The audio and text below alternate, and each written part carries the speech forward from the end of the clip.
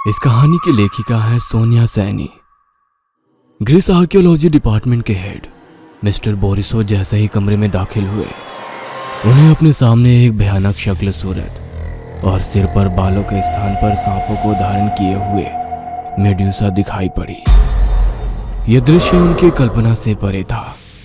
भय से उनकी रीढ़ की हड्डी में ठंडक दौड़ने लगी और वे जैसे दो पल को सुन्न से हो गए। अगले ही पल वे भयानक जहरीले सांप फन उठाकर फुफकारते हुए मिस्टर बोरिसो पर टूट पड़े। मिस्टर बोरिसो लड़खड़ाते कदमों से कमरे से बाहर की ओर भागने लगे, लेकिन उससे पहले ही उन सांपों ने अपने बड़े जहरीले दांतों से उनके हाथ का मांस उखाड़ लिया था। आइए आपको शुरू से पूरी कहानी बताता हूँ। मेरा नाम विनायक गोखले है। मैं पुणे का रहने वाला हूँ। आज मैं आप सभी को अपनी कहानी सुनाना चाहता हूँ। बचपन से ही पुराने घर, जर्जर इमारतें और खंडहर हो चुके किले मुझे अपनी ओर खींचते रहे हैं। किसी किले के सामने से गुजरते हुए मैंने उसे पलट कर ना देखा हो, ऐसा कभी हुआ नहीं। खंडहरों से मेरा प्यार जुनून में ऐसा बदला कि मैंने आर्कियोलॉजी को ही करियर बनाने का प्रण ले लिया। यूपीएससी क्लियर करने के बाद अब मैं आर्कियोलॉजिकल विभाग में सीनियर रिसर्चर था। देर शाम तकरीबन 9 बजे मैं अपने कमरे में बैठा शराब पी रहा था। तभी मेरे पास एक अननोन नंबर से कॉल आया। कॉल पर मुझे जो पता चला उसे सुनकर मैं लगभग अपने बिस्तर से नीचे गिर पड़ा था। शराब का सारा नशा एक ही पल में चूर हो गया था। ग्रीस में एक पुरातत्व साइट पर खुदाई के दौरान कुछ बेहद रहस्यमयी मूर्तियां मिली थी। अंतर्राष्ट्रीय आर्कियोलॉजिक्स इसे आज तक की सबसे बड़ी सफलता मान रहा था। ऐसा दावा किया जा रहा था कि यह मूर्ति गॉर्गन मिस्टर मेड्यूसा की है। मेड्यूसा का नाम सुनकर आज तक सुनी हुई सारी रहस्यमयी कहानियां एक फिल्म की तरह मेरे दिमाग में चलने लगी। मैं किसी भी तरह भारत की ओर से ग्रीस जाकर उन मूर्तियों को देखना चाहता था। मेरी कल्पना से भी परे सचमुच मुझे ग्रीस जाने और साइट पर अपनी रिपोर्ट बनाने के लिए इंडियन गवर्नमेंट राजी हो गई थी। मैं और मेरी पत्नी राशि ग्रीस जाने के लिए जैसे ही घर से निकले, हमारा पालतू कुत्ता ब्रूनो भयानक आवाज में जोर जोर से रोने लगा। मेरे आजूबा कहा करते थे कि जानवरों के पास कुछ विशेष शक्तियां होती है जिससे वे आने वाले खतरे को भांप लेते हैं। ब्रूनो को शायद हमारे ऊपर आने वाले संकट का आभास हो गया था, लेकिन हम इस समय ज्यादा सोच पाने की स्थिति में नहीं थे। ब्रूनो को मेरी माँ को सौंपकर हम ग्रीस की यात्रा पर निकल गए। ग्रीस पहुंचकर मैंने जैसे ही उस मूर्ति को देखा, मैं सन्न रह गया। ये कोई मूर्ति नहीं थी। ऐसा लगता था जैसे कोई जीवित इंसान चट्टान में समा गया हो। मूर्ति की बड़ी बड़ी आंखें खुली हुई थी, जैसे किसी को घूर रही हो। चेहरे पर विस्मय के भाव आकर ठहर से गए थे और सर पर बालों की जगह असंख्य सांपों की आकृति बनी हुई थी। उस मूर्ति को देखकर मेरे पूरे बदन में झुरझुरी सी दौड़ गई। आपकी कल्पना सत्य होकर सामने आ जाए तो एक झटका सा लगता है। सब कुछ बिल्कुल वैसा ही था जैसा कि मैंने किताबों और कहानियों में पढ़ा था। मेड्यूसा को देख लेने के बाद इस बात की पुष्टि भी स्पष्ट सी की जा सकती थी कि उससे जुड़े जितने भी किस्से प्रचलित हैं, शायद वही गॉर्गन सिस्टर का इतिहास रहा है। मैंने अपनी रिपोर्ट लिखकर एक तरफ रख दी और अपनी खिड़की से बाहर का सुंदर दृश्य देखने लगा। तभी मेरी पत्नी राशि वहां आ गई। हो गई आपकी रिसर्च?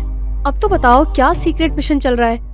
आखिर कौन सा खंडहर देखने हम भारत से ग्रीस आए हैं? अच्छा पास बैठो, सब बताता हूँ। राशि को मैं खींचकर अपने पास बैठाते हुए मैं उसे पूरी कहानी सुनाने लगा। तुम शायद जानती नहीं हो, ग्रीस से संबंधित एक किंवदंती है कि यहाँ 2वीं शताब्दी के समय एक बहुत सुंदर स्त्री रहा करती थी। उसके सुनहरे लंबे बाल थे और रंग बिल्कुल गुलाब की तरह था। उसकी खूबसूरती ऐसी थी कि जो भी उसे देख लेता था उसके मुंह से आह निकल जाती थी। दरअसल वो यहाँ की 3 गॉर्गन बहनों में से एक थी जिसे अमरता का वरदान नहीं मिला था। मेडुसा देवी एथेना की भक्त थी और इसीलिए उसने अजन्म में पवित्र रहने यानी कि ब्रह्मचार्य का पालन करने की शपथ ली थी। उसके रूप को देखकर अनेक पुरुष उसे रिझाने की कोशिश किया करते, लेकिन मेडुसा तो एथेना की भक्ति में लीन थी। वह एथेना के मंदिर में रहकर पूजा पाठ किया करती थी। देवी एथेना भी उसकी भक्ति से बहुत खुश थी, लेकिन उसकी सुंदरता ही उसकी दुश्मन बन गई। मेडुसा की खूबसूरती के चर्चे दूर दूर तक फैलने लगे। पोसाइडन ने जब मेडुसा को देखा तो वो उसका दीवाना हो गया। कहते हैं कि उसने मेडुसा को बहला फुसलाकर अपनी बातों में फंसा लिया, जिससे कि एथना के मंदिर में ही मेडुसा की पवित्रता भंग हो गई। इस कारण देवी एथना बहुत क्रोधित हो गई और उन्होंने उसकी सुंदरता को एक अभिशाप में बदल दिया। मेडुसा को इतना बदसूरत और डरावना बना दिया कि कोई पलटकर कभी उसकी ओर ना देखे।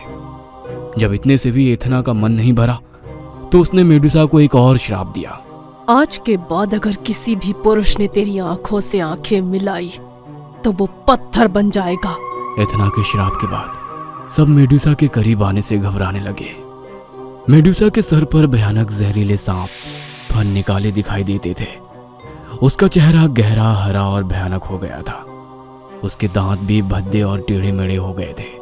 अब वो एक सुनहरे लंबे बालों वाली सुंदरी की जगह एक डरावनी भद्दी राक्षसी लगने लगी थी। मेडुसा अपने दिन गुजारने के लिए अफ्रीका चली गई, जहां एक पुराने से किले में वो अपनी दोनों बहनों के साथ रहने लगी। इधर देवी एथेना और राजा ने मिलकर पर्सियन को मेडुसा का सर लाने का काम सौंप दिया। पर्सियन एक महान नायक था। उसने बड़ी बहादुरी से मेडुसा की आंखों में देखे बिना ही उसका सर काट दिया और उसे अपने साथ ग्रीस लेकर आ गया। कहते हैं कि उसने बाद में सर को यहीं ग्रीस में किसी गुमनाम सी जगह पर गाड़ दिया था। मुझे लगता है जहां से यह मूर्ति मिली है जरूर यह वही जगह रही होगी जहां पर्सियन ने उसका सर गाड़ा था। बस एक पहेली है जो अभी भी मेरी समझ से बाहर है, वो ये कि अगर उसने मेडुसा का सर यहां गाड़ा था तो हमें कोई कंकाल मिलना चाहिए था, और इतनी सदियां बीत गई है शायद कंकाल भी नहीं मिलना चाहिए अब तो। लेकिन हमें मिली है एक पत्थर की कटे सर वाली मूर्ति। अब इस मूर्ति की पहेली क्या है ये समझना अभी बाकी है। शुरुआती कार्बन डेटिंग से ये तो कंफर्म हो रहा है कि ये मूर्ति है तो दूसरी शताब्दी की ही, यानी कि हम सच के बेहद करीब है। मैं अपनी लौ में बहता हुआ अपनी पत्नी राशि को पूरी कहानी सुनाता जा रहा था। कहानी सुनाते हुए मैं कहानी में इतना खो गया था कि मैंने एक बार भी पलटकर राशि की ओर नहीं देखा था। मैंने एक बार भी महसूस नहीं किया कि राशि के हाव भाव कुछ बदल गए हैं।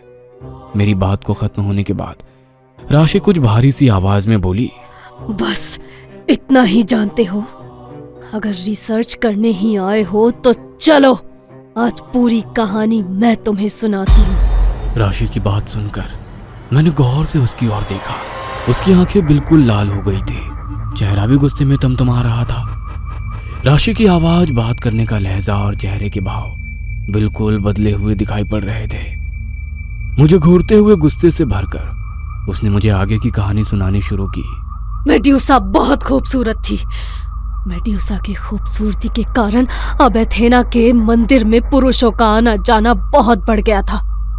वे सब देवी के दर्शन के लिए नहीं बल्कि मेडुसा को देखने आती थी। उसके सुनहरे बालों और गुलाबी रंग से एथेना को अब जलन होने लगी थी। जब पोसाइडन ने मेडुसा के साथ जोर जबरदस्ती करनी चाही तो मेडुसा ने अपनी इष्ट देवी एथेना को पुकारा और दौड़कर मंदिर में छिप गई। उसे यकीन था देवी एथेना उसकी पवित्रता भंग नहीं होने देंगी, लेकिन वो नहीं आई। उन्होंने पोसाइडन को नहीं रोका और पोसाइडन ने इतना कहकर राशि सुबकने लगी। आखिर क्या राज है राशि के यूं अचानक से बदले हुए हाव भाव का? क्या राशि के ऊपर कोई शक्तिशाली साया है या वो पहले से ही गॉर्गन सिस्टर का इतिहास जानती है? आखिर विनायक अपने अधूरे सवालों का जवाब कैसे ढूंढेगा? और क्या सचमुच वह किसी मुसीबत में फंस गया है? सवाल बहुत सारे हैं जिनका जवाब ढूंढने के लिए आपको मेडुसा का अगला भाग देखना होगा, तो देखना ना भूलें।